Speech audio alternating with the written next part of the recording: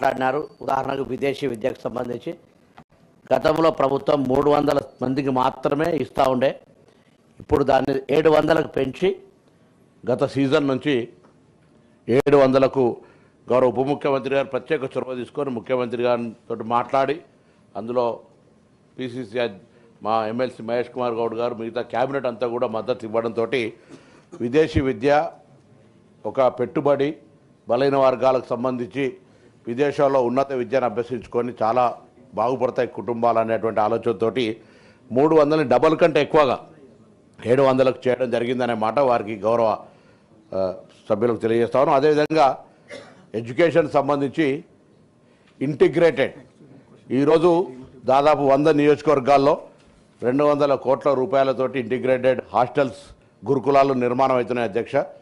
అందులో బ్యాక్వర్డ్ క్లాసుకు సంబంధించి కూడా ఒకటి, ఎస్సీ ఎస్టీ మైనార్టీకి ఒకటి. ఆ విధంగా దాదాపు 200 కోట్ల అంటే ప్రతి 50 కోట్లు ఒక బ్యాక్వర్డ్ క్లాస్కి వచ్చినట్టయితే 100 చొప్పున 5,000 కోట్ల పైన బ్యాక్వర్డ్ క్లాస్కు సంబంధించినటువంటి మరి హాస్టల్ నిర్మాణం జరుగుతూ ఉన్నది. అదే కాక బీసీ కార్పొరేషన్లు కానీ బీసీ కులవృత్తులకు సంబంధించి వాస్తవంగా ప్రభుత్వం ఒక మంచి ప్రణాళిక తీసుకొని రాజీవ్ యువ వికాసం కింద ఒక కార్యక్రమాన్ని తీసుకున్నాం. కొన్ని కారణాల వల్ల దాని కొంత అప్లికేషన్ల ప్రక్రియ జరిగిన తర్వాత ఆగిన, రాష్ట్ర వ్యాప్తంగా అన్ని జిల్లాల్లో ఆన్లైన్ అప్లికేషన్లు వచ్చినాయి. క్షేత్రస్థాయిలో వాటికి సంబంధించిన బ్యాక్వర్డ్ క్లాస్కు లాభం చేయాలి, న్యాయం చేయాలనే ఆలోచనతో ప్రభుత్వం చిత్తశుద్ధితో ఉన్నది. కొంత గత ప్రభుత్వాలకు సంబంధించినటువంటి ఆర్థిక సంక్షోభాన్ని నేను ఇప్పుడు మళ్ళీ అది కారణం అని చెప్పడం లేదు, కానీ గతంలో వాళ్ళు 10 సంవత్సరాల్లో కూడా 2,400 కోట్లు చేరినటువంటి అంశాన్ని దృష్టిలో పెట్టుకోవాలి. వాళ్ళ 10 సంవత్సరాలు లెక్క తీస్తే మొత్తంగా చెప్పారు మేము కూడా చెప్పాలి, మనం కూడా చెప్పాలి. 10 సంవత్సరాల్లో చేయనటువంటి దాన్ని దృష్టిలో పెట్టుకొని అయినా మనం ఇంకా చేయాలి. నేను గౌరవ సభ్యునికి ధన్యవాదాలు తెలియజేస్తా ఉన్నా. మొన్న కూడా సభలో మనకు చర్చ వచ్చిన రోజు తప్పకుండా తమరికి విజ్ఞప్తి చేసినాం. గౌరవ కౌన్సిల్ చైర్మన్గా ఒకసారి అటు గౌరవ ఉప ముఖ్యమంత్రి గారు కూడా విజ్ఞప్తి చేసినాం.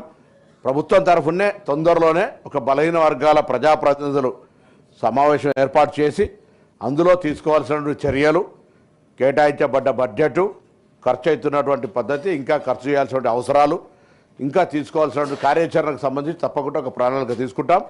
నేను మళ్ళొకసారి కూడా చెప్తా ఉన్నా, నేను ఒక బేసికల్లీ కాంగ్రెస్ పార్టీ సామాజిక న్యాయానికి ఛాంపియన్. సామాజిక న్యాయానికి సంబంధించినటువంటి విధానం ప్రభుత్వంలో ఇంక్లూజివ్నెస్గా మాది పార్ట్ ఆఫ్ పార్షల్గా మేము తీసుకొని పోతాం. ఎక్కడ కూడా ఇబ్బంది కలిగేటువంటి పరిస్థితి, బ్యాక్వర్డ్ క్లాస్కు అన్యాయం జరిగేటువంటి పరిస్థితి రానివ్వం. మా ప్రభుత్వంలో ఉన్న పెద్దలందరూ కూడా సానుకూలంగా అటువంటి అంశం తీసుకెళ్ళినప్పుడు అలా పాజిటివ్గా రెస్పాన్స్ అవుతారు. కళ్యాణ లక్ష్మికి సంబంధించి చెప్తా ఉన్నాం. మేము కళ్యాణ లక్ష్మిని కూడా అనేక సందర్భాల్లో మేము ప్రభుత్వం తరఫున 0 కేసు అంటే పెళ్లి చేసుకొని అప్లికేషన్ వచ్చిందంటే అది బడ్జెట్లో కేటాయిస్తే పెళ్లి చేసుకోకపోతే కూడా పైసలు ఇచ్చే కేసు, అది స్కీమ్ కాదు అధ్యక్ష. మీ దగ్గర కూడా గౌరవ శాసనసభ్యులు సంతకాలు పెట్టి పంపిన తర్వాత 1 నిమిషం కూడా ఆలస్యం లేకుండా, పెండింగ్ అనేది లేకుండా కళ్యాణ లక్ష్మి గ్రీన్ ఛానల్ ద్వారా పేమెంట్ జరుగుతుంది అధ్యక్ష. నేను మొన్న కూడా మా అధికారులు వచ్చి కొంత అప్లికేషన్ ప్రాసెస్లో జిల్లా అధికారులు నేను మీ ద్వారా కూడా కోరుతాను. నేను గౌరవ ఉప ముఖ్యమంత్రి గారు ఇక్కడే వేదిక సభలో ఉన్నారు. జిల్లా యంత్రాంగం కొంత ప్రతిపాదనలు పంపడంలో ఏమైనా జాప్యం జరుగుతుండొచ్చు. శాసనసభ్యుల సంతకాలతోటి అక్కడ రెవెన్యూ అధికారుల వెరిఫికేషన్ తర్వాత పంపినట్టయితే గ్రీన్ ఛానల్ ద్వారా పేమెంట్ అవుతుంది. కళ్యాణ లక్ష్మికి సంబంధించిన కేటాయించిన బడ్జెట్లో ఎక్కడ జాప్యం లేదు అనేటువంటి మాట మీ ద్వారా గౌరవ సభ్యులకు తెలియజేస్తాను. ఇంకా కాటమయ్యకు సంబంధించి కూడా చాలా కిట్స్ ఇచ్చినాం. వాటికి సంబంధించిన ప్రాసెస్ జరుగుతూ ఉంది, అది తయారవుతూ ఉన్నాయి. 10,000 చొప్పున కిట్టు ఇచ్చుకుంటూ వెళ్తూ ఉన్నాం అనేటువంటి మాట కూడా నేను మనవి చేస్తూ, తప్పకుండా మరొకసారి నేను మిమ్మల్ని గౌరవ సభ ద్వారా బలహీన వర్గాలకు సంబంధించిన అంశం లోపల ఈ ప్రభుత్వం పూర్తిగా అందుకోసమే ఇవాళ కుల సర్వే చేసింది. కుల సర్వే ప్రకారంగా ఒక దానికి ఎక్స్పర్ట్ కమిటీ వేయడం జరిగింది. ఆ ఎక్స్పర్ట్ కమిటీ నివేదిక మీద కూడా చాలాసార్ల సందర్భాల లోపల సమావేశాలు ఏర్పరచుకున్నాం. ఒక ప్రణాళిక తయారు చేస్తున్నాం. ఏ విధంగా ఏ స్కీమ్లా ఎవరిని మనం ఆ కమ్యూనిటీ బ్యాక్వర్డ్గా ఎట్లా ఉన్నారు ఎట్లా తీసుకురావచ్చు అనేది చూసినాం. అందులో కూడా అన్నింటికీ మూలం విద్యనే.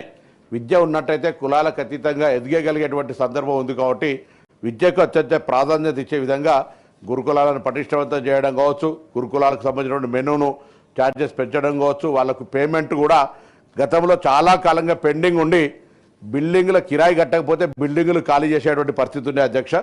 దాని నుంచి ఈరోజు పేమెంట్ ఎప్పటికప్పటికి క్వార్టర్లీ క్లియర్ చేసుకుంటూ ఎక్కడ కూడా ఆపరేషనల్ ఇబ్బంది లేకుండా అడిషనల్ కొంత ఇన్వెస్ట్మెంట్ అడిషనల్ అదర్ స్కీమ్స్కు సంబంధించి అంటే స్కిల్ డెవలప్మెంటో లేకపోతే లోనింగో లేకపోతే వాళ్ళకు సెల్ఫ్ ఎంప్లాయ్మెంట్కి సంబంధించిన ఇష్యూలో కొంత ఉండొచ్చు. కానీ అది కూడా రాజీవ్ వికాసం ద్వారా మేము ఆ రోజు పరిష్కారం అయితే అనుకున్నాం. కొంత ఈ జాప్యం జరిగినా తప్పకుండా మరొక్కసారి మీ ద్వారా గౌరవ సభ్యులకు అందరికీ కూడా తెలియజేస్తాను, ఈ ప్రభుత్వం బలహీన వర్గాల అభివృద్ధికి కట్టుబడి ఉంది. దానికి సంబంధించి త్వరలోనే ఒక బలహీన వర్గాల ప్రజల సమావేశం ఏర్పాటు చేస్తాం ప్రభుత్వం పక్షాన.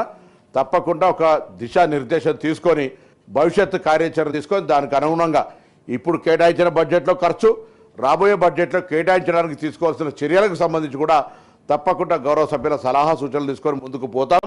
ఎక్కడ కూడా ఏ అంశం లోపల కూడా అటు హాస్టల్స్కి సంబంధించినటువంటి ఫుడ్ కాంప్రమైజ్ కాకుండా ఎప్పటికప్పుడు పర్యవేక్షణ జరుగుతోంది.